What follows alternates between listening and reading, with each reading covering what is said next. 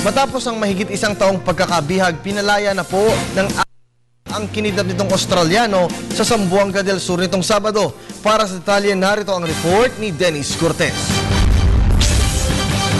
In the Philippines, this is your constituent appealing for his life. Ito na marahil ang muling panawagan ni Australian National Warren Rodwell sa otoridad matapos siyang palayain ng Abu Sayyaf. Batay sa report ng Philippine Police Region 9 at Western Mindanao Command, pinalaya ang dayuhan dakong 1:00 ng madaling araw noong Sabado sa Pagadian Fishery sa Zamboanga del Sur. Matatandaang noong 2011, dinukot ang 54 na taong gulang na dayuhan ng 7 armadong lalaki sa bahay niya sa Sibugay. Noong 2012, kumalat sa YouTube ang kanyang video na nagsasabing hawak siya ng Abu Sayyaf. Prisoner kidnapped by Abu Sayyaf, Muslim terrorist group, for over 1 year, actually 54 weeks today.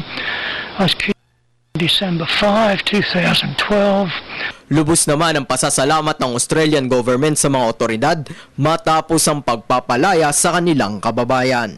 Pay tribute to the government of the Philippines and their agencies and personnel who worked so hard to secure Mr. Rodwell's release, including particularly those who combat kidnapping in the Philippines for the Philippines government. They have done some remarkable work. Para sa Telebisyon ng Bayan, Dennis Cortez.